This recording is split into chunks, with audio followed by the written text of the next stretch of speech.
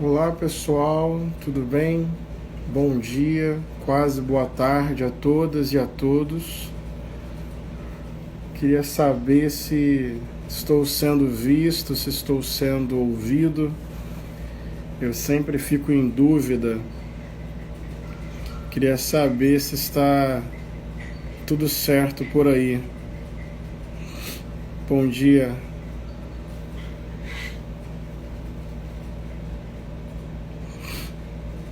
Queria saber, vocês me ouvem bem? Conseguem me ouvir? Que bom. Como alguns e algumas sabem, além de pastor, eu também sou ator de teatro, de cinema. Eu entendo a arte como uma dimensão fundamental da vida, da sociedade.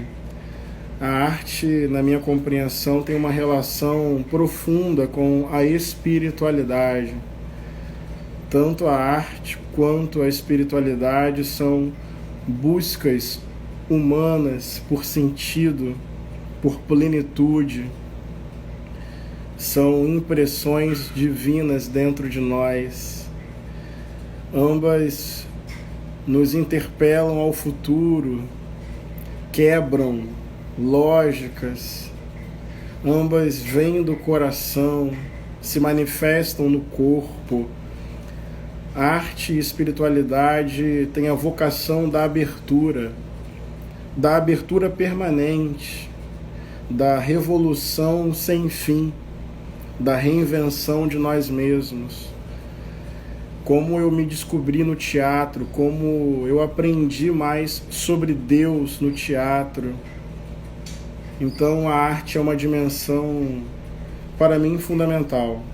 E hoje eu quero conversar com uma atriz, a Letícia Soares. Conheci o trabalho dela recentemente.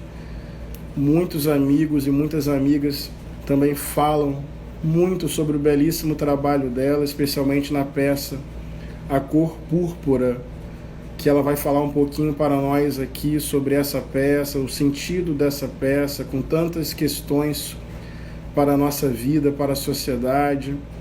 Então, viva a arte como expressão humana, como vínculo nosso com a utopia, como abertura permanente. A arte que quebra preconceitos, que acolhe a vida. A arte que é um sinal profundamente humano. Então quero chamar a Letícia. Quem acompanha as minhas lives sabe que esse momento é sempre um momento um pouco constrangedor, porque eu tenho dificuldade com internet, com celular, eu não enxergo muito bem. Mas vamos lá, eu vou tentar. Bom dia a todos e todas, vamos bater um papo com a Letícia Soares. Vai dar certo, hein?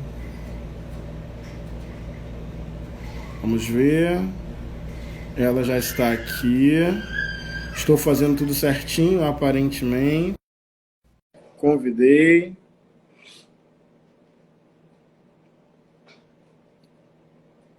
Vamos ver se vai funcionar. Tudo Bom bem? dia, tudo bem? Deu certo, né? Deu certo. Você estava falando que você é ruim com internet, Eu sou péssima também, então acho que vai ser um, um, um dia daqueles, né? Vai ser uma boa experiência. Sou péssima com essas coisas. Vamos torcer para a conexão não cair. Se cair, É, volta. Enfim, a gente vai tratando isso com naturalidade, com o bom é, improviso. isso aí. É assim que é o teatro, né? Tem que saber improvisar. Assim é o teatro, assim é a vida, né? Assim é a vida, a arte imita a vida, né? Ou uma Totalmente. coisa ou outra, nem sei, mas se a arte imita a vida ou a vida imita a arte. Acho que é. Como é que você está, Letícia? Você está no Rio de Janeiro? Como é que você tem passado esse tempo? Eu estou no Rio de Janeiro, né? Eu tinha vindo, eu moro em São Paulo atualmente e tinha vindo para cá justamente para a estreia da Cor Púrpura. Isso. A gente ia estrear dia do 14 de março. E aí, desde então, eu estou aqui, porque aí a peça foi cancelada e, enfim, iniciou esse processo todo de quarentena e a gente ficou meio sem... Enfim, eu fiquei aqui, tô em Magé, na casa dos meus pais, Sim, né? E tá sendo bem legal, na verdade, porque uma oportunidade de ficar aqui um mês na casa dos meus pais, meu filho aqui um mês, sim. né? A gente que vive em São Paulo em apartamento e aqui ele tem quintal e Olha, tem vó e tem tia perto, porque a gente mora todo mundo relativamente perto, prima, então ele está vivendo um período de férias que ele não faz ideia, que é um período histórico que todos estamos em quarentena, tensos com a situação não só das nossas vidas, mas também do mundo inteiro, né? Vendo, pensando no rumo que as coisas vão tomar, que está tudo muito verdade. incerto. Então, ele, como criança, está vivendo férias. A gente fica dando graças a Deus que ele não precisa ser exposto à tensão que, na verdade, é esse momento atual, né? Sim. Qual a idade dele? Ele tem 3 anos, 3 aninhos? 3 aninhos. A minha filha Maria tem 2 anos. Ai, que delícia, gente. Delícia. Essa fase. Ele acabou de tentar entrar aqui. Eu ouvi alguém lá fora falar assim: não, não, não, não. Não pode, não pode. Como é que é o dia Tadinho. a dia? Você consegue manter uma rotina? Como é que você Olha, está emocionalmente diante disso tudo? agora, emocionalmente, eu acho que eu tô melhor. Eu acho que, eu não sei, as pessoas têm falado muito de produzir e de fazer e de acontecer. Eu tenho tentado também me reinventar a partir desse momento, né? Ter um pouco mais de coragem de colocar a cara na rua, né? Que eu sou muito envergonhada, muito insegura. Então, esse é um momento que acaba acertando em cheio esse lugar da minha insegurança. Mas, ao mesmo tempo, eu estou aqui super bem amparada, estou com a minha rede de afeto assim bem próxima de mim.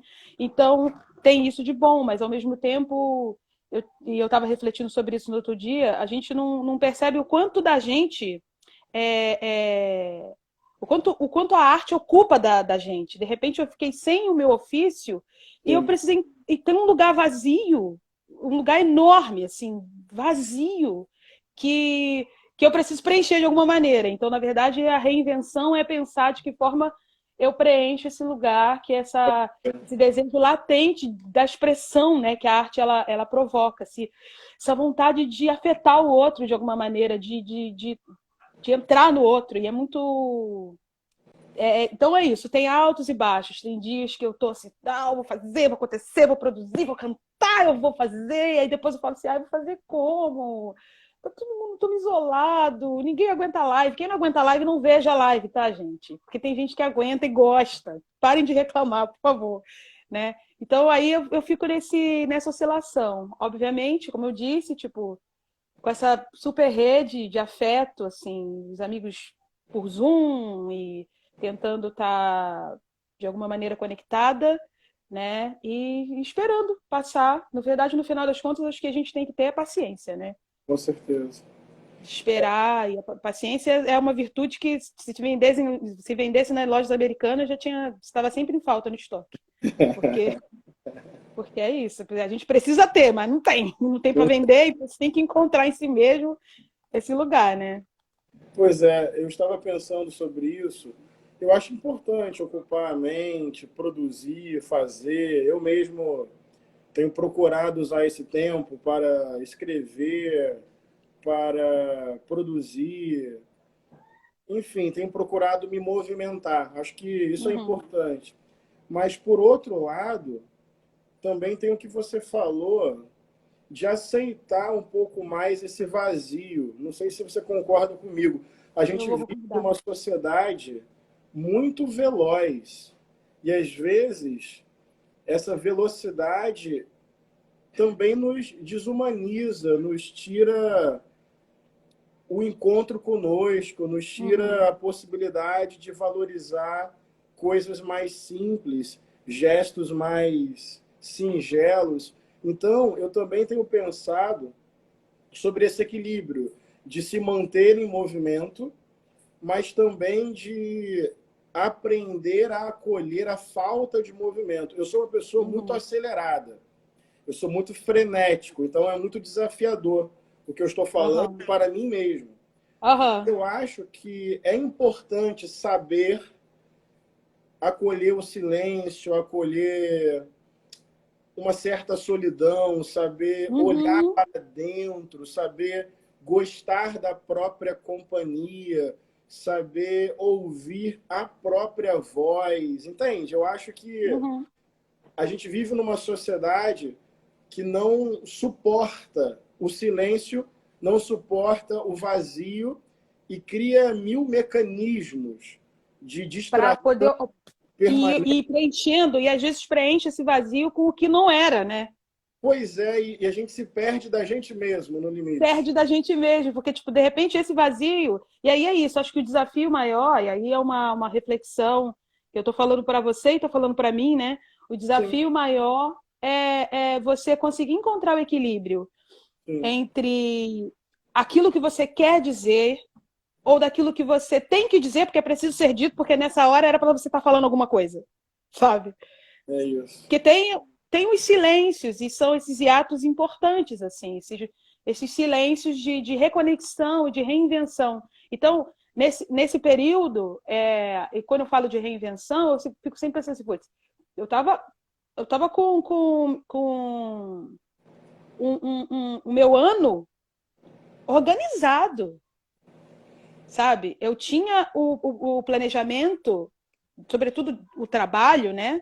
Planejamento de trabalho. E aí você vê também o quanto a gente organiza a nossa vida através do trabalho. Verdade. De repente, tudo fica em torno do trabalho. Tipo, a minha organização com relação ao trabalho é que eu ia trabalhar até dia 12 de abril, aí eu ia pegar o meu filho e eu ia rir das ostras, sei lá, fazer uma coisa assim, para poder ficar com ele.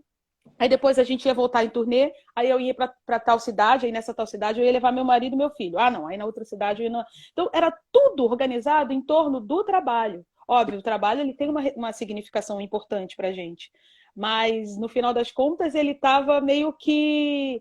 Ele era quase que o motor da engrenagem. De repente esse motor parou e eu tenho que ir na manivela encontrar uma nova organização, entendeu? E aí é o desafio, é desafiar entre aquilo que a gente quer mover a partir desse tempo de silêncio e o que a gente quer silenciar também, sabe? O que você não... pelo menos, eu acho que todo momento você é aprendizado, né? Você precisa aprender com tudo, em todo lugar. O meu avô era um cara que falava muito isso, que em todo lugar você aprende, né?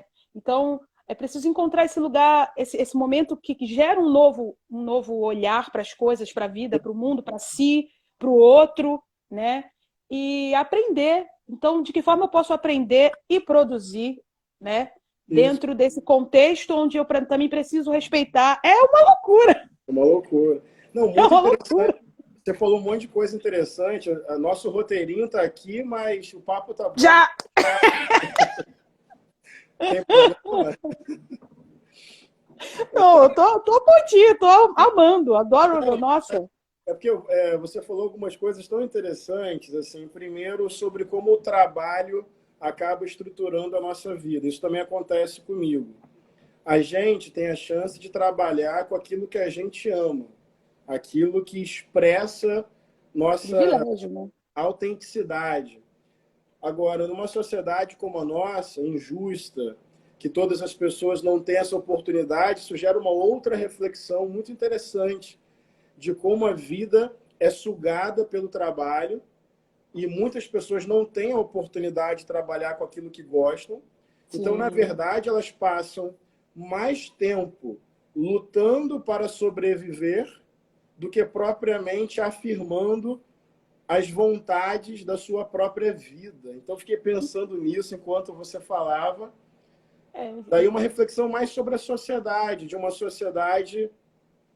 Talvez seja essa uma reflexão desse tempo tão difícil, tão triste que nós estamos passando, mas eu acho que o mundo precisa, para além dessa pandemia, desacelerar e dar mais espaço para que as pessoas vivam com liberdade, com dignidade. Isso tem a ver com sim, justiça social, isso tem a ver com renda, isso tem a ver com diminuir a desigualdade, isso tem a ver sim. com acesso a direitos, para que as pessoas possam aproveitar a vida. E aproveitar a vida tem a ver com tempo Uhum. livre, tem a ver com poder desfrutar da família, tem a ver com cultura, tem a Com ver com cultura. arte, tem a ver com tantas coisas. E a gente fica Uhum. numa sociedade muito veloz, das pessoas se esbarrando mais do que se encontrando, cada um por si, todos por ninguém, muita injustiça econômica, então ainda tem a dimensão da pobreza, da miséria, da fome, enfim. Fiquei pensando nisso, sobre a bênção de poder trabalhar com aquilo que se quer e como numa sociedade injusta como a nossa, as Uhum. pessoas passam muito tempo produzindo aquilo que sequer volta para elas como benefício Sim. e que não afirma a singularidade delas. Aham. Que coisa, né? E uma E é, outra. e é... Ah, não, pode falar, pode falar. Não, pode falar, que depois eu queria falar sobre um outro aspecto da sua fala que eu achei genial, mas vamos continuar Não, aí. o Pode que falar. eu queria dizer é que, assim, hoje, por exemplo, eu hoje trabalho com o que eu gosto, né? Sim. Mas já trabalhei com aquilo que eu não gostava. Então, eu sei exatamente isso que o senhor está dizendo. Porque eu falei senhor, imagina, Você não falou sei. senhor. Pausa, volta a cena, volta a cena. Volta sendo. É cinema, não é Corta, teatro, não. Dá para corta. voltar. É, porque eu hoje faço o que eu gosto, né? Hoje eu vivo do que eu gosto. Mas nem sempre foi assim. Então, o meu olhar para esse lugar onde eu posso viver daquilo que eu amo, ele acaba sendo um lugar assim bem valorizado, porque eu sei justamente dessas pessoas que vendem a sua força de trabalho, o seu tempo para não ter tempo para a família, para não e vem a venda do tempo, gente, é uma coisa irrecuperável. Não tem dinheiro que pague o tempo. Não tem dinheiro que pague o tempo que você não viu seu filho crescer. Não tem dinheiro que pague o tempo de você não estar junto com as pessoas que você ama. Não tem dinheiro que pague. E o capitalismo toma o seu tempo. Ele compra o tempo por um valor irrisório, porque não tem como mensurar. Qual o valor do tempo? Qual o Verdade, valor do seu tempo? Qual o valor dessa conversa agora? Do tempo de parar uma hora das nossas vidas, se conhecer, que a gente não se conhecia ainda, né? verdade, Com tantos amigos em comum, esse tempo de poder encontrar o outro, de falar, né? Como que se mensura esse tempo? Né? verdade. Então, além dessa coisa do trabalho, a gente também tem esse consumo que o sistema arranca, né? Sobretudo do trabalhador que está mais na margem, né? Das pessoas que a gente precisa cuidar mais. E aí eu volto a dizer, esse período agora também escancar esse lugar Totalmente. onde a gente tem que mostrar para o mundo que a gente não tem saneamento, que os nossos hospitais estão sucateados, que as pessoas estão sendo maltratadas há anos, e aí, de repente, você tem uma pandemia que para o mundo e descortina um monte de mazela que a gente queria esconder e fingir que não estava. Verdade. Né? Então, acho que também esse momento é um momento de identificação de problemas também para solução, sabe? Aí fala o que você ia dizer. Não, não, é isso. Essa dimensão do trabalho, a compra desse tempo que você falou, como dimensionar o valor desse tempo. E tem um outro detalhe, que a riqueza produzida por esse trabalhador é uma riqueza que sequer fica com ele, que é uma característica desse sistema.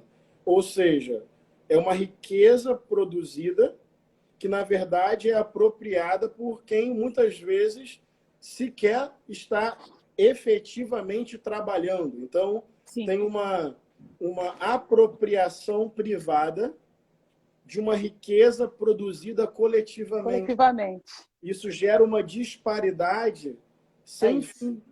Isso é muito grave, porque gera essa desigualdade, maltrata a vida, precariza a vida. Eu gosto de uma formulação, eu li um texto do Mauriase sobre esse período, sobre o caráter, na verdade, doentio, digamos assim, do capitalismo em geral. E ele faz uma proposição que eu acho genial. Ele fala sobre trabalhar menos, trabalhar todos, produzir o essencial e distribuir tudo. Eu achei genial essa Genial. formulação de um outro projeto de sociedade mesmo. Trabalhar menos é porque as pessoas passam muito tempo mesmo trabalhando. sobra pouco tempo para a família, para os amigos, para se divertir, para expressar a sua singularidade. O trabalho é fundamental, o trabalho é um valor social, o trabalho garante a vida em sociedade. Então, não é não trabalhar, mas é um trabalho que seja para a vida, e não uma vida para o trabalho. Então, esse trabalhar menos, eu acho que é uma crítica a essa necessidade permanente de trabalhar para produzir uma riqueza que sequer se transforma num benefício social. Trabalhar todos, eu acho que ele quer dizer exatamente isso, porque tem uma parcela da sociedade que não coloca a mão na massa, que não gasta tempo produzindo riqueza, apenas fica mobilizando isso e enriquecendo isso. Especulando a partir do trabalho, né? Exatamente. Vamos dar um exemplo objetivo aqui. É um indivíduo que, numa cidade como o Rio de Janeiro, tem um terreno, daí ele não produz ali, ele não emprega ali, ele fica especulando, especulando, daí tem uma obra pública perto do terreno, o terreno supervaloriza, ele vende, ganha milhões. E passa a vida ganhando milhões assim, sem gerar emprego, sem gerar renda, sem trabalhar de fato, usando um espaço da cidade que, por exemplo, poderia ser um hospital, poderia ser um teatro, poderia ser uma escola, poderia ser um condomínio para pessoas que não têm acesso à casa. Daí a pessoa passa a vida ganhando dinheiro, especulando e não trabalhando. Então, acho que esse trabalhar todos, que o Mauro Yazzi fala, é todo mundo ajudar a sociedade a produzir riqueza e dividir riqueza. Produzir menos, eu acho que tem a ver com esse consumismo meio sem fim. Parece que a nossa cidadania, a nossa humanidade depende da nossa capacidade de consumo. Exato. Tanto é que a gente vive numa sociedade que os direitos humanos são questionados, mas os direitos do consumidor não. Então, assim, não é verdade? É uma aberração, não é? Pois é. Eu não tenho eu nada... acho que se contassem isso, assim, há 1000 anos atrás, alguém falasse assim, gente, olha, vai ter um tempo em que vai ser... O filósofo ia rir assim, gente, pelo amor de Deus, a vida humana é soberana, ia rir. Não ia acreditar nessa possibilidade. Ah, não, o consumo vai definir o homem. Para, lá de falar maluquice. Eu não tenho nada contra, né? Nada contra o direito do consumidor. E a gente está dentro dessa sociedade de consumo, a gente consome igual aqui, assim, né? Se eu compro um produto que vem estragado, se uma loja não entrega no prazo adequado, óbvio que eu vou acessar o direito do consumidor. Não estou dizendo que esse direito não é importante. Só que é curioso que direito humano as pessoas questionam. Direito, às vezes, à moradia, direito a ir e vir, direito de não sofrer preconceito e opressão pela cor da pele, pela orientação sexual, pelo lugar onde mora. Isso é questionado, mas aí o direito do consumidor não. Mas isso tem a ver com essa sociedade que produz para além do essencial, cria essa cultura do consumo como definidor de humanidade. E mais, a gente está fazendo uma conversa muito louca. E ainda tem a dimensão ecológica, viu, Letícia? Porque esse ritmo de produção, a Mãe Terra não aguenta. Tempo da natureza não é o tempo do mercado. Aqui, e olha, né? A Mãe Terra não aguenta. E as pessoas sempre falam assim, não, o mundo vai acabar. Gente, a gente vai acabar.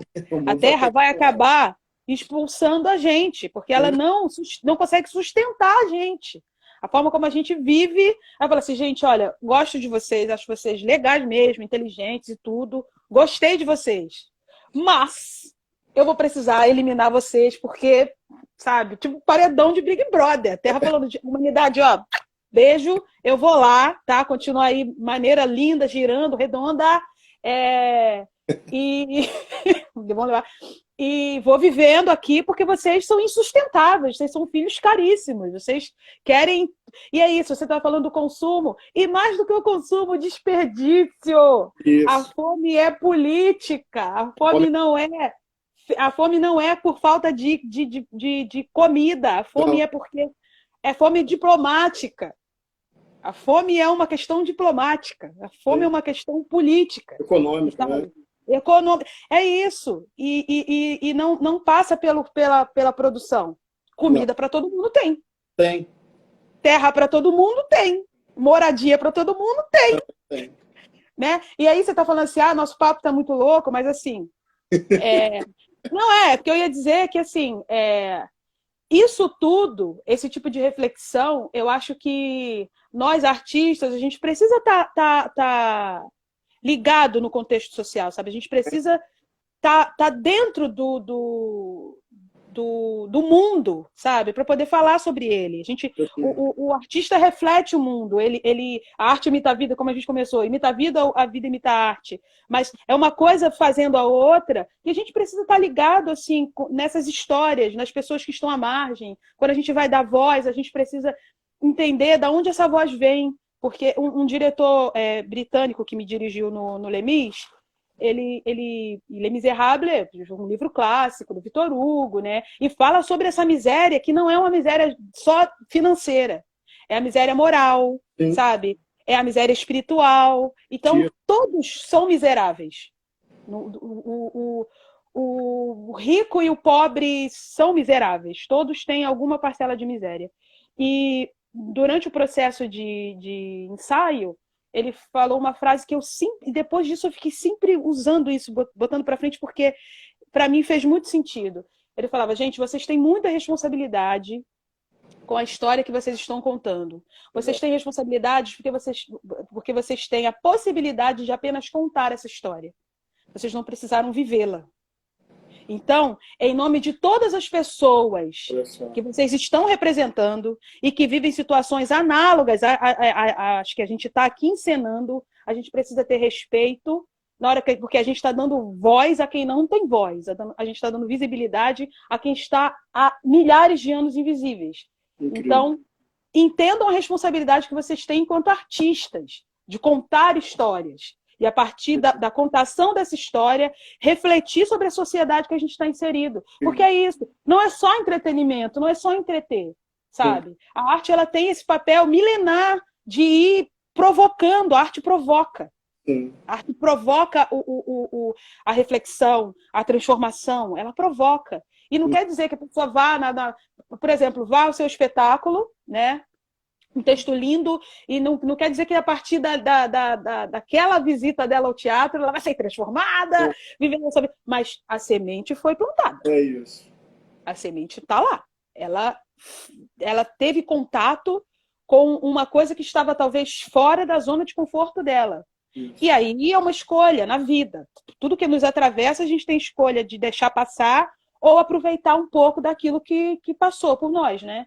Então, eu acho que tem a ver. A gente está falando sobre a conjuntura, mas a gente também está falando de arte, porque a arte nasce desse lugar, a arte nasce dessa indignação de ver o mundo como ele está e pensar de que forma que a gente pode fazê-lo se modificar. A minha formação é serviço social, né? Tá. Eu formei na UF também. E sou assistente social. E trabalhei como assistente social, obviamente.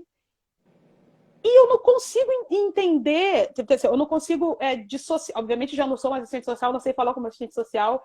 Tenho amigas brilhantes que estão, graças a Deus, vivendo disso, e elas podem falar muito melhor do que eu. Mas a formação, né, que esse curso me proporcionou, me faz também ter um olhar um pouco mais atento para o que está ao meu redor. Sim. E o ator, ele tem que estar ligado, sabe? Ele tem que estar sendo instigado pelo mundo, pelas coisas, pelas pessoas, pela vida. Tem que estar. A gente tem que estar atento, né? E eu falo que o serviço social me dá um olhar atento que vai além dessas aparências. Vai lá na questão social. De onde que ela nasce, por que ela está ali, por que agora, em 2020, a gente ainda está falando de gente que não tem saneamento básico. Alimento. Sabe? Que não tem comida para comer. 2020, gente. Sim. Sabe? Então, eu acho que, apesar de parecer que a gente está divagando, eu tenho certeza que a gente está falando de arte ainda. Sim, o tempo inteiro. Eu acredito o tempo todo. Eu acredito nisso. Eu acredito nesse potencial e nesse compromisso da arte. E acho que a arte, ela sempre, fazendo aqui uma analogia com a minha espiritualidade, a arte ela é uma espécie de profecia. A profecia é aquilo que, por um lado, faz a denúncia daquilo que maltrata a vida, daquilo que asfixia a existência humana. Então, a profecia tem um papel de denunciar, de satirizar, de desorganizar ordens que sejam desumanas e opressoras. Então, a profecia tem uma certa inquietude, uma certa desobediência, porque ela está denunciando. Então, acho que a arte tem esse papel de denúncia, e não estou falando no sentido panfletário.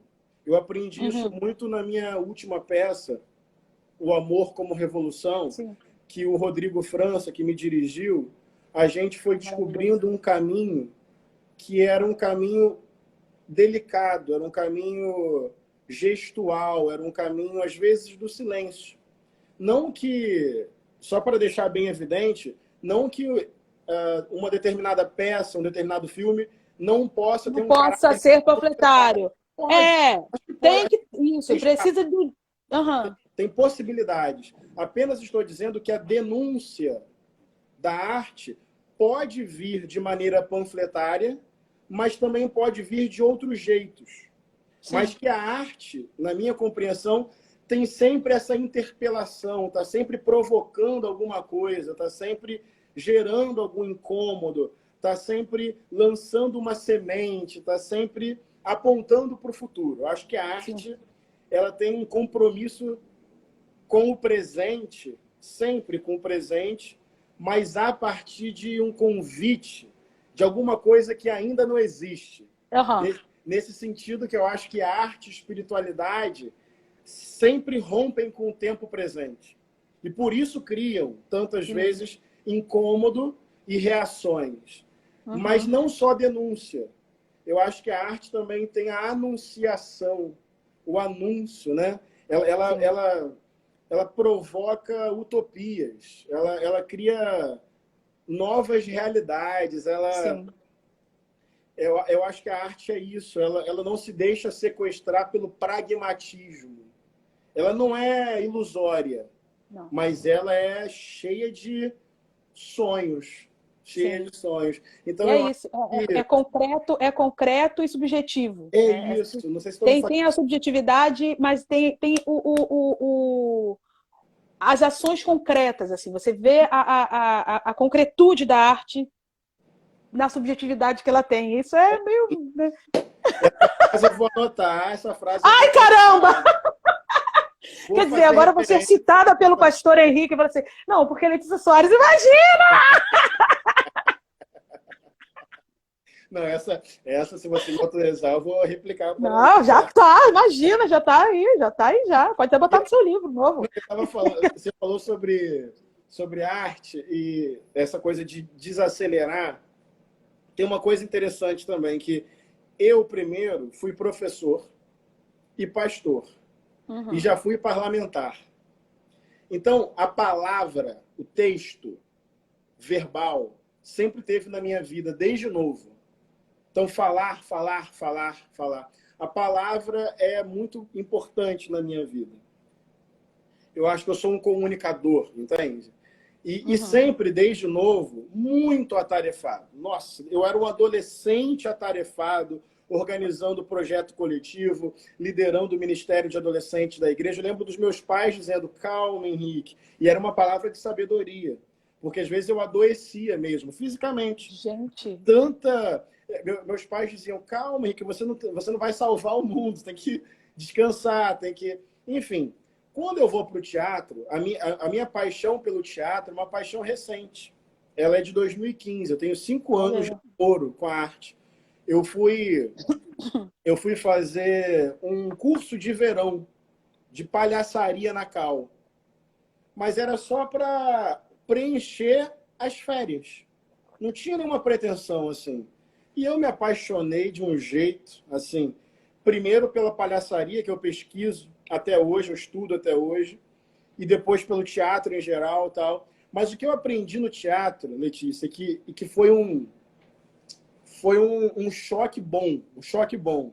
Eu achei, no início, nos meus primeiros passos no teatro, que o fato de ser um bom comunicador ia me Você ia fazer... tirar de letra, você ia ser Eu a ia próxima arrebentar. Fernanda Montenegro. Você... Eu ia arrebentar. E aí, o teatro, com a sua sacralidade, veio e me deu uns tapas na cara, porque eu descobri, e isso tem a ver com tudo que a gente está falando. E o Rodrigo França, nessa última peça, afinou isso. Eu acho que foi um processo de muito amadurecimento como artista, que nem tudo está na palavra, nem tudo está na velocidade.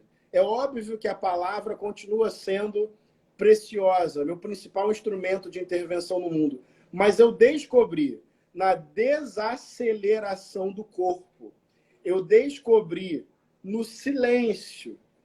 Eu tive muito essa experiência na minha última peça, de momentos muito interação público-ator. Eu sei que a gente não tem que ser refém do público, a gente tem que fazer, né, o nosso trabalho, mas inevitavelmente a gente sente, né? Quando termina a peça, poxa, aquele momento foi mágico.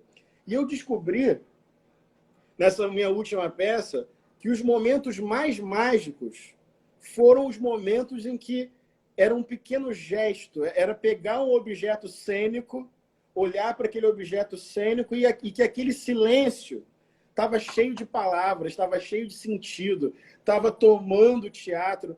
Então, refletindo sobre o tempo que a gente está vivendo, tem uma sabedoria na desaceleração, tem um aprendizado no silêncio. Tem uma criação a partir do vazio. Eu chegava na sala de ensaio, a Tati Tiburcio, conhece a Tati? Ela fez a minha... Só de saber quem é, não conheço ela ainda, pessoalmente. Ela fez a minha Vou fazer uma live com ela. Ela é incrível. E aquilo que você conhece no teatro, né? Tipo, eu fui entender aos poucos a sabedoria do respira, faz a base. Ator sem base não existe. Você precisa ter o corpo... É isso, mas para você criar, você tem que deixar esse vazio, você tem que deixar essa... Não é uma neutralidade morta, né? É aquela neutralidade pronta para a verdadeira criação. Então, a verdadeira... Você que gosta de frases, você que gosta de frases, o artista... Vai falando com calma. O artista precisa estar em prontidão como um passarinho pousado num fio elétrico. Meu Deus. Sempre pronto para voar. É isso. Sabe? A qualquer... ele tá ali, vai pensar, tá descansando, tá parado. Não. É tenso. É isso. Ele tá ali, tá repousado, mas tá tenso. Para qualquer momento, se ele precisar voar. Né? É lindo isso. Eu gosto disso. Eu gosto disso. Se você não tá nunca descansado em cena. Porque o que eu acho mais genial do teatro, e aí eu me encontrei muito no teatro, né? Eu ainda não fiz outra coisa, ainda não fiz TV, não fiz nada ainda, né? Eu toquei a vida para fazer todas essas coisas. Mas o teatro, ele é um jogo do presente. E nem sempre a gente está no presente. Não. Às vezes, quase nunca. Às vezes, quase nunca. Então, esse exercício de estar no presente, porque tem duas coisas que eu acho interessantes. O personagem, ele não sabe da história dele. É você que sabe. Você é o Deus do personagem. Sabe? Porque você sabe como ele começa, como é que é o meio dele e o final. Se você começa a peça pensando no final, você não está fazendo a história acontecer. Você precisa viver de presente em presente, de presente em presente, de presente em presente, até a cortina fechar. Então, e outra coisa é estar vivo. Sabe? Não é só estar no presente, mas precisa estar vivo e disponível para o outro. É um jogo que a vulnerabilidade está nesse lugar onde você está dependente do outro e o outro dependente de você. Você precisa estar vivo. Precisa estar vivo. É um jogo vivo no presente. Incrível. Eu acho isso maravilhoso. Acho isso maravilhoso. sabe? E aí não tem a conta que você esqueceu de pagar, dane-se ela, esquece o passado, né? E não tem a cerveja depois da peça, esquece o futuro. É Sim, agora. É sim. aqui e é agora. E é cena a cena, é frase a frase, é uma história vivida repetidamente, ineditamente toda vez. É Né? incrível. É incrível, é Caramba. incrível. Eu fico louca, eu fico falando, abrindo o olho igual uma doida. Quem tá vendo a live, você, gente, é louca, porque é demais. Assim, eu fico, Não, mas sabe? tá maravilhoso, tá Eu maravilhoso. fico. Eu tô. Falar de arte é encantador, né? E tem tudo a ver. Eu acho que uma das saídas para o mundo é a dimensão da arte, para a gente recriar a sociedade. Deixa eu aproveitar e te perguntar. Primeiro, eu queria só te perguntar se nós temos ou não temos essa afinidade aqui. Então, Hum, eu não posso te dizer que eu sou Flamengo. tá, Não posso te dizer. tudo bem. Talvez eu seja Jorge Jesus. Talvez. Tá, Talvez meu time seja Jorge Jesus, que eu acho ele genial. É, mas a minha casa é toda. A minha casa, tipo, meu marido e meu filho são flamenguistas. Meu boa. filho só brinca de gol do Flamengo. Ah, Flamengo! O tempo todo falando de Flamengo. Mas eu Agora, não tenho mais time. Eu parei de torcer. Eu vejo futebol e tal, mas na verdade eu parei de torcer faz muito tempo. E sim. quando eu torcia, eu era Botafogo. Eita, então tudo bem. Foi melhor assim, vida que segue. É. Quando eu torcia, Letícia, eu era Botafogo. deixa eu te perguntar. A gente está. Nossa, mãe, Que isso? Que? são 11h44. Caraca, mas A gente tem 15 minutos. valendo! Vamos, Letícia Soares, eu sou atriz de programa. Ô, pessoal, eu quero dizer para vocês que eu tenho um roteiro de 5 perguntas para Que Letícia nós não fizemos nem. e que eu não fiz nenhuma. Maravilhoso! Assim, Maravilhoso! Mas mas foi vamos incrível, lá. mas é incrível, imagina, que é isso. É isso, é a vida. Deixa eu falar, você estava falando sobre a cor púrpura e eu queria que você falasse. Vou emendar 2 perguntas, então. Ah, Que você falasse um pouquinho, né? Primeiro da sua história, né? Mulher, mãe, atriz, mulher negra. Eu queria que você contasse um pouquinho para quem está acompanhando sobre você, assim, claro, resumidamente, né? E aí como você chega nesse espetáculo elogiadíssimo, todo mundo falando bem, que é a cor púrpura.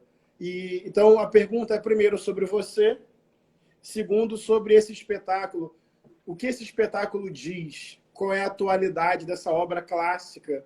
Já teve no uhum. cinema e agora também com você no teatro. Bom, eu sou Letícia Soares, é, sou atriz de Estamos Magé. terminando a live, hein, galera? A gente está terminando a live, a gente tá terminando com o começo. Sou daqui de Magé, e Magé, como muitas pessoas sabem, é um município do Rio de Janeiro, não tem teatro, não tem equipamento cultural nenhum, né? Então, a minha vocação nasce desse semiárido cultural, né? Tipo, a gente não tem nenhuma expressividade. Sim. E, enfim, vou tentar encurtar, né? Me formei em serviço social e comecei sempre cantei e senti essa vontade de uma expressão, e era uma vontade louca que eu não sabia definir, porque se você não tem nada perto que justifique esse desejo, se você não tem na tua família um artista que de repente, tô me espelhando em algum tipo, você não tem, isso eu sou a primeira artista da minha família, dos dois lados. E sempre com esse sentimento de que eu tinha que fazer alguma coisa. Bom, eu fui para a escola portátil, foi como eu conheci a música mais próxima, assim, cheguei mais próximo da música, e a partir da escola portátil eu entrei no musical Besouro Cordão de Ouro.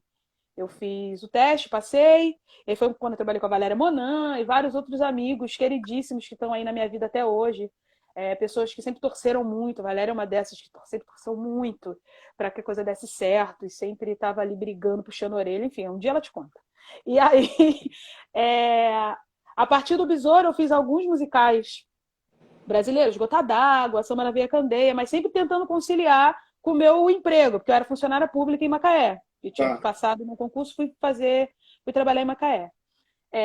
Sempre ali conciliando, eu não conseguia viver exclusivamente de arte, por isso que eu estava falando, que eu tentava, eu tentava, mas não rolava. Eu trabalhava com outra coisa para me sustentar, sabe? Para poder, inclusive, sustentar o sonho. Sim. Long story short, eu fui fazer uma audição em São Paulo, né? Depois de muito tempo. São muitas coisas aconteceram, gente. Então, assim, me sigam nas redes sociais, me perguntem coisas que eu respondo, porque não vai dar tempo de contar tudo, porque é muita coisa. Mas olha, a gente pode depois marcar mais papos aqui, se você quiser. Pode ser também. E aí eu fui fazer a audição para o Rei Leão, em 2012. Ah, E aí passei no Rei Leão. E desde então eu tenho trabalhado em musicais, grandes musicais, assim, lá na cidade de São Paulo. Eu tenho 6 anos em São Paulo, 11 trabalhos. olha só. E 11, são 9 franquias, incluindo a Cor Púrpura, né? Que também fiz audição, né? Passei, a gente sempre se submete, né? Mas, gente, se vocês quiserem me convidar, me convidem, tá? Eu faço audição, mas eu gosto de ser convidada. E aí, e aí sempre fui fazendo espetáculos grandes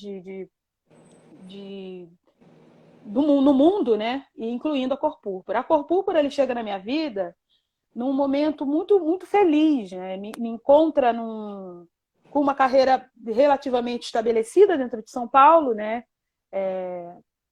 E você passar em audição não é uma coisa muito simples, né? Você ir lá, se submeter novamente, cada vez com 4, 5, 3 mil pessoas, 1.000 pessoas, para passar toda vez, né? E sempre estar trabalhando, que também é um privilégio, né? Desde que eu fui para São Paulo, eu nunca fiquei sem trabalho. Mesmo nesse meio tempo tendo casado, tido filho, a gente estava sempre, de alguma maneira, São Paulo me chamava de volta. A cidade tem sido muito generosa comigo. E a Cor Púrpura, ela chega nesse momento. E é uma história que é tão importante de ser contada, sabe? Muito, muito. Porque, ao mesmo tempo que é um texto de 1982, né? É um espetáculo com um texto de quase 40 anos, esse livro. Né? Para quem não sabe, primeiro veio o livro, né? Que é A Cor Púrpura, da Alice Walker, que é a primeira escritora negra a ganhar o Pulitzer. Né? Então, assim, a história já começa premiada. Já nasce forte. Né? E já nasce com um aspecto de denúncia, né? Denúncia a maneira como as mulheres eram tratadas, denúncia a forma como o racismo ainda deixava as suas marcas naquela sociedade. E aí ela está falando de uma história que é do século passado, mas que tem muitas pitadas da vida de agora. Né? Pitadas não, na verdade fala sobre o mundo de agora, que você estava falando da questão da profecia, né? É isso. Está falando da sociedade e denunciando coisas que hoje estão na pauta do dia. Eu acho que a diferença principal entre o que a Alice Walker escreveu em 82 e o que a gente encena hoje em 2020, se Deus quiser a gente vai voltar, é que hoje, se eu falar para você que o Mister é um caso clássico de masculinidade tóxica, você vai imediatamente saber do que eu estou falando. Quando eu falo que a Cilly é bissexual, você vai entender imediatamente do que eu estou falando. Sim. E hoje a história já não tem só a denúncia. A gente já começa a pensar no antídoto para cada coisa, sabe? Aquela masculinidade tóxica não pode existir. A Cilly não pode apanhar do marido. A Cilly tem uma história, gente, profundíssima, profundíssima, profundíssima. Imagina uma adolescente que teve 2 filhos de um pai, sabe? E foi rejeitada pela mãe. Esses 2 filhos são tirados dela. A irmã que ela ama é tirada dela. E ela é dada a casar com um homem que era da comunidade, que era um homem violentíssimo, e ele estabelecia a masculinidade dele a partir da violência, da dominação, do subjugo, sabe? Ela não tem amor, e ela ama. O que eu acho que é mais bonito é que, no final das contas, tudo que a Cilly recebe é violência. E ela transforma tudo isso em amor. Impressionante. Ela é impressionante. É uma trajetória belíssima, porque ensina tanto a gente. E, óbvio, ninguém precisa passar pelo que ela passou. Óbvio. Sabe? E a gente, na verdade, quando vê histórias como essa, denúncias como essa, talvez seja justamente para dar uma perspectiva de, gente, esse tipo de vida não é para ser vivida. Sim. A gente já tem esse exemplo aqui. A gente não pode mais deixar esse tipo de coisa acontecer, sabe? A gente... E eu estava até falando ainda há pouco com meu marido, falando sobre o espetáculo, a gente falando assim, gente, a Cilly, esse amor, essa resiliência, essa esperança, essa fé num amanhã que ela nem sabe se vai chegar, eu acho que é o segredo para a transformação do mundo, sabe? Esse perdão sem amarra, esse momento, ela perdoa, ela deixa passar, não no sentido humilhante da coisa. Sim. Ela se torna grande a partir desse perdão sem vingança. Isso, a soberania da não vingança. A soberania da não vingança. Ela perdoa. E ela vira a página. E ela caminha para frente. Então, assim, quem não leu o livro, quem não conhece o filme, né? Quem não foi ver a peça ainda, conheça, porque é de fato uma história muito bonita de se ler, né? É uma história muito bonita de saber que foi pensada por uma mulher negra e contada e repetida e reproduzida e repensada, porque assim, no final das contas a gente tem um espetáculo que consegue amenizar o soco, porque é um espetáculo de teatro musical, então a gente canta, no meio da maior dor ela canta, meu Deus, não, sabe? No meio do nada, então assim, a gente tem os recursos que amenizam a história. Sim. Mas para quem quer ter contato com essa existência, né, tão transformadora e tão significativa, acho que é legal dar uma lida no livro. Vai lá, dá tá na quarentena mesmo, vai ver um filme bom, vê A Cor Púrpura, poxa, sabe? Para poder ter contato com essa história. A gente tenta falar assim rapidamente das coisas, né? Mas são coisa mesmo para falar. Não, mas e assim, a experiência dela com Deus é uma experiência muito forte, não é, Letícia? Sim. O tempo ela passa o tempo todo. Esse romance é um romance epistolar, que eles chamam, né? Porque ela passa todo o tempo escrevendo ou lendo cartas. Toda a história da Cilly você conhece a partir das cartas que ela escreve para Deus. Isso, Deus querido. A forma como ela se comunica com Deus é a partir de cartas. Então ela bota lá, Deus querido, né? A gente na peça fala, querido Deus, hoje eu conheci fulana de tal. Ela é assim, assim, assado. Então, a oração dela é a partir dessas cartas. É incrível. E nessa relação muito íntima com Deus, ela também vocifera contra ele. Sim, briga. Briga com ele, diz, Deus, você me esqueceu. Tem uma frase que eu acho linda desse texto, que ela fala, se Deus ouvisse as preces de uma mulher pobre e preta, esse mundo seria muito diferente. Olha só. Eu acho de uma profundidade, é na hora da maior descrença, que ela já não acredita em mais nada. Se naquele momento caísse um raio na cabeça dela, ela morresse, estava bom, sabe? No auge da desesperança, e aí Deus se mostra de outra maneira. Na verdade, eu acho que, mais do que essa relação dela com Deus, ela perceber que Deus está em tudo. Isso. Sabe? Quando ela canta que Deus está em tudo, Deus está na natureza, Deus está na cor púrpura, Deus está em mim. E está pleno em mim. Sim. Ele está inteiro dentro de mim. Esse Deus inteiro desse universo que eu nem mensuro, ele está dentro de mim. Então, é muito lindo. Estou arrepiada. Porque eu acho muito lindo. E aí, olha que privilégio, é essa história profunda que eu tenho para contar, sabe? É essa vida que eu tenho para viver diariamente no palco. Eu passo quase 3 horas no palco vivendo essa história, contando essa vida, sabe? E E é muito difícil não sair transformado num espetáculo como esse, porque a gente fala de realidade. A gente está contando uma história que passou há muito tempo, mas que está acontecendo agora. Sim. Sabe? E o que a gente faz a partir disso, sabendo que essas histórias acontecem, sabe? Qual é o meu papel enquanto cristão, enquanto cidadão, né? E eu acho que esse lugar que a arte propõe, né? De não só da denúncia. E aí, quando você estava falando da coisa panfletária, eu não acho a Cor Púrpura um espetáculo panfletário, mas que fala tudo que precisa ser dito. É isso. É isso. Ele fala tudo que precisa ser dito.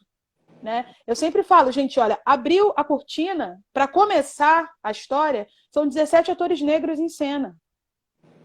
Já está dito. E de repente eles abrem a boca, eles são incríveis. Sabe? E a transformação já começa. Totalmente. Sabe? Eu fico muito feliz, muito grata, sabe? De poder contar essa história diariamente, de poder dar voz e corpo e alma para essa personagem diariamente, para ela, a partir de mim, contar a história dela para que pessoas acordem e que tentem e que sei lá, vislumbrem uma nova possibilidade de existência. Porque às vezes tem a Cília, eu acho que é um retrato interessante desse tipo de violência, né, que ela sofre e tal, é que ela só começa a se transformar a partir da perspectiva. E eu sempre falo que perspectiva é poder. Se você vive sempre naquele lugar onde você não tem... Você olha para o lado e não vê ninguém vivendo diferente de você, quando você tem uma nova perspectiva de uma vida diferente, de uma existência diferente... Então, primeiro tem a NET, e todas as referências da Cília são mulheres. Né? Então, a Alice Walker está falando de sororidade antes de virar assunto. Né? Interessante. A presença das mulheres nessa história é muito forte. Então, é a Sofia, que não aceita ser mandada por homem nenhum, pai, avô, irmão, tio, muito menos marido, que bate de frente até que ela desiste desse casamento. É a Shug, que é uma mulher livre, que vai e volta, teve os filhos, e a mãe que cria, e ela é artista... E de repente ela tem um monte de perspectiva que fala, caramba, o que eu estou fazendo aqui? Por que eu estou presa aqui? Né? Até que ela consegue, de fato, se libertar. E aí vocês vão precisar ver isso. Aí realmente tem que ser uma live sobre a Cor Púrpura. Aí tem que ser uma live sobre. A gente pode falar de mais nada. Porque se a gente começar... Porque a Cor Púrpura é de fato um musical que tem tudo. Tá aí. Tudo que está agora na pauta do dia já estava lá no livro da Alice Walker em 1982. Então, incrível. Eu acho que a gente poder contar essa história agora, né, desse jeito tão bonito, porque é um espetáculo muito, muito bonito, muito bem dirigido, a luz é perfeita, os figurinos são incríveis. Então, é um trabalho de muitas cabeças... maravilhosas, sabe? Então, desde a produção até a gente no palco, contra a regra, e todo mundo que faz de fato o espetáculo acontecer, é uma história que é importante ser contada, uma história que realmente marca e toca as pessoas que vão nos assistir, eu tenho certeza. Que bom, deixa eu te falar uma coisa. Concordo que precisa de uma live para a Cor Púrpura. Você falou tudo, né, sobre essa peça e a relação dela com Deus é tão bonita, é tão sincera. Eu costumo dizer que Deus prefere um protesto sincero do que uma gratidão falsa. O relacionamento com Deus deve ser baseado nessa verdade singular, nesse grito da alma. Eu brigo muito com Deus o tempo inteiro, quase. Mas eu acho que essa briga, eu costumo dizer que eu creio, quase não crendo, mas não consigo deixar de crer. Então, é lindo isso. Até a minha incredulidade é para Deus que eu digo, e quando digo, estou crendo. Então, a gente vai descobrindo Deus. Eu queria saber se rola você cantar um trechinho de uma música para nós, para a gente terminar. E com certeza essa peça vai voltar, né? E vai... Ai, com certeza. Primeiro a quarentena vai acabar e depois a gente vai voltar. Deus quiser, vai. Aquela música Eu Estou Aqui, é possível Aham, cantar alguma coisa? pode ser. Pode ser. Deixa eu só ver aqui se eu vou ter o playback. Claro. Lucas! Aquela, né? Aquela. Que é tudo assim, gente. Eu tô aqui no quarto da minha mãe, organizando. Você viu que eu fiquei mudando luz, tem um monte de coisa, porque, né? A casa 1.000 pessoas, então, por favor, tenham paciência com a O titia. tempo é seu. É, bom, se ele não vier, eu vou cantar. Vou cantar o trecho, a capela mesmo, pode ser? Pode. Então tá. Vou cantar só um trecho e só para contextualizar, eu esse momento é a hora onde ela encontra o principal amor, que é o amor próprio. Quando ela olha para o mundo e diz: tudo que disseram sobre mim é mentira. Eu sou linda e eu tô aqui. Eu tô aqui. E isso é um momento muito especial já na reta final do espetáculo, né? Onde ela se encontra Perfeito. antes de precisar do outro, ela precisa de si mesma, né? Eu vou cantar a capela mesmo. Vou cantar só um trechinho, tá? Ai, gente, que vergonha. Opa, de novo. E eu vou. Tá dando pra ouvir? Perfeito. Então tá. Eu vou erguer a cabeça e mostrar que o mundo é meu e vou respirar fundo e seguir. Eu vou querer toda a parte do que eu merecer. Eu vou gritar.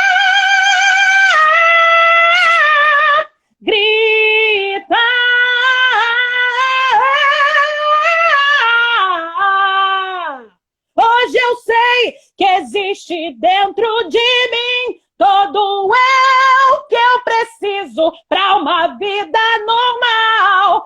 E esse amor guardado em mim, só o bem capaz de uma nuvem tocar.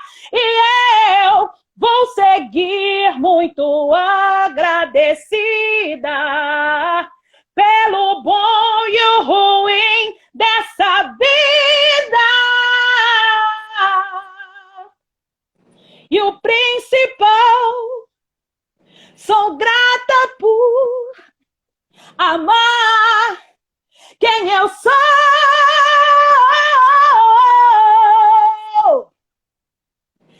É que eu sou bonita sim. E estou aqui.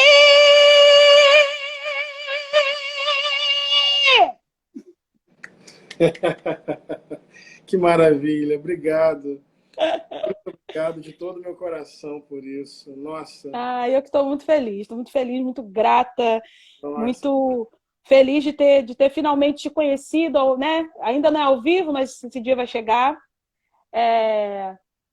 Já deixo o convite para assim que a gente voltar, sei lá, ver a peça, né? Com certeza.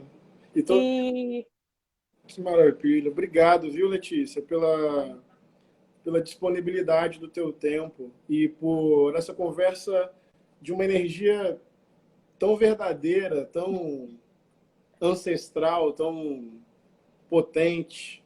Obrigado, viu? muito feliz mesmo. E aí, obrigada também a Pamela que fez essa ponte. Sim, Pamela fez a ponte. Pamela estava muito entusiasmada com essa conversa. Tem lá nos 10 mandamentos da Bíblia, tem o não darás falso testemunho contra o teu próximo. E você estava falando sobre o amor próprio da Cília e ela destituindo ou desautorizando todas as mentiras ditas sobre ela.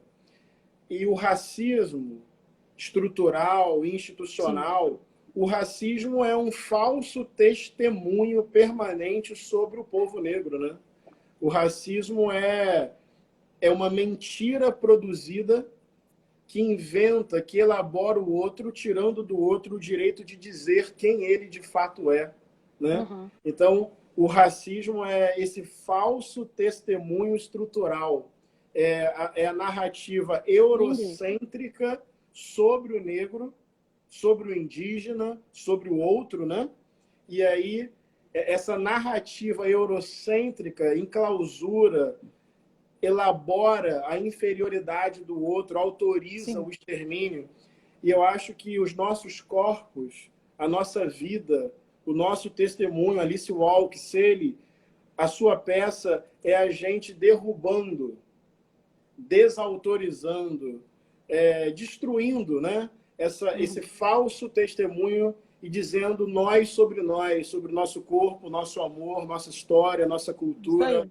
nosso sonho. Então, eu fiquei muito tocado por essa sua frase, quando ela desautoriza as mentiras contadas. Eu Sim. acho que a luta contra o racismo é a luta contra uma mentira, né? É contra essa narrativa sobre nós sem nós.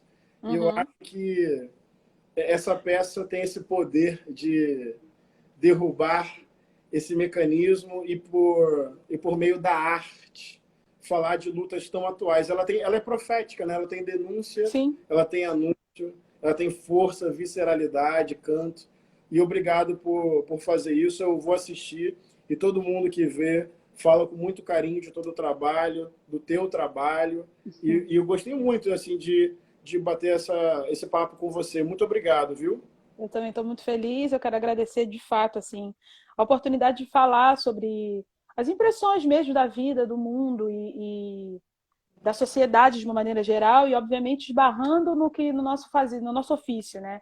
Que Sim, é que é fazer com que essa transformação que a gente quer ver aconteça de cena a cena, de palco em palco, né, ao redor do mundo inteiro. E é isso. Acho que a arte ela une, ela transgride, ela conserta, ela apaixona, ela denuncia, mas eu acho que a arte ela também ela traz esperança, né? sim. E eu acho que mais do que qualquer coisa a gente fala de esperança, a gente fala de crescimento e acabei de ser invadida aqui por uma carinha. Ah, Peraí, filhão. Você quer trabalhar? Eu tô quase acabando, filhão, eu tô quase acabando. Ele falou, deixa eu trabalhar. E eu acho que é isso, assim, acho que a gente tem que aproveitar o que a gente tem de melhor e para transformar, e aí é isso, a responsabilidade dessa transformação ela é individual e a partir de cada um ela se torna coletiva. A gente não isso. tem que esperar do outro. É aquela frase clássica, né? Não espera, a gente precisa ser a mudança que a gente quer no mundo. E aí Perfeito. a gente precisa, então, ter responsabilidade com essa transformação que a gente quer ter, né? Seja num simples canto, eu nem sei se foi razoável aí, porque Foi lindo, foi áudio, lindo. celular, enfim. Mas seja num canto, seja numa uma palestra, seja... Mas a gente precisa tá cheio dessa esperança, dessa vontade de transformar para a gente poder, de fato, alcançar uma sociedade melhor. E eu digo que já estou vendo uma sociedade melhor, de verdade, porque é, mesmo com relação ao enfrentamento do racismo, eu sou de um outro tempo.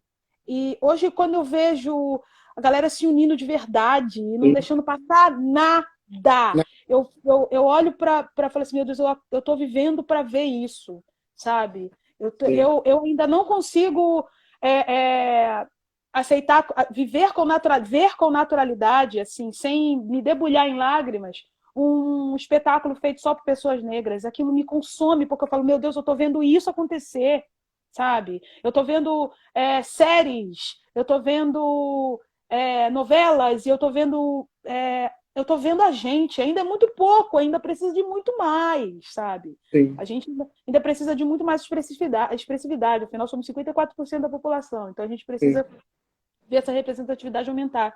Mas eu, sendo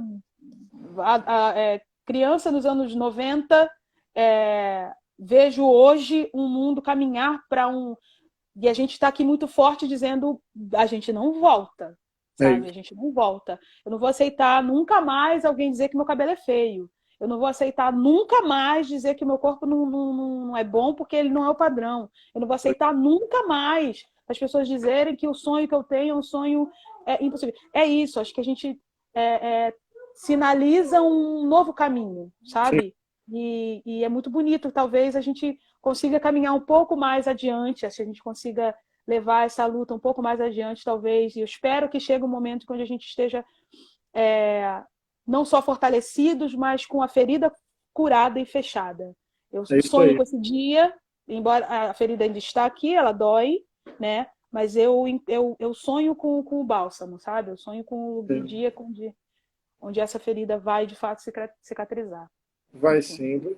Olha, foi lindo você cantando, deu aí o gosto de como deve ser e como é essa peça. É mais Obrigado também. bonito, gente, não é? Não sei, Não, é mas foi, melhor. foi maravilhoso. E como diz a Conceição Evaristo, combinaram de nos matar, mas nós combinamos de não morrer. E não só não morrer, conforme você está dizendo, de viver, de desfrutar da vida, de realizar nossos sonhos. Os tempos são difíceis, mas nós estamos aqui, nós estamos vivos e nós temos a possibilidade de arrancar alegria ao futuro. Então, vamos com esse espírito fraterno, vamos cuidando uns dos outros, acolhendo as nossas lágrimas, aceitando o nosso silêncio, Uhum. conversando com as nossas limitações, conforme a gente disse no início, mas com essa vitalidade, com essa esperança, com essa força criativa, com esse espírito artístico, profético, dessa profecia viva de que a gente não desiste da vida. Muita gente quer que a gente desista da vida, Exatamente. mas a gente está de cabeça erguida, peito aberto, olhar firme no horizonte e nos terreiros, nas igrejas, nos palcos, nas ruas, nas praças, no campo, na cidade, a gente vai para cima conquistar o futuro. Exato. Obrigado, fraterno abraço, beijo na família, tá bom? E acho Tá que a gente bom. encontra muito ainda nessa vida, eu te vejo no palco. Exatamente. Te espero. Valeu, Beijo para todos os seus também. valeu, E obrigado. mais uma vez, obrigada. Valeu. Tchau, gente. Tchau, gente.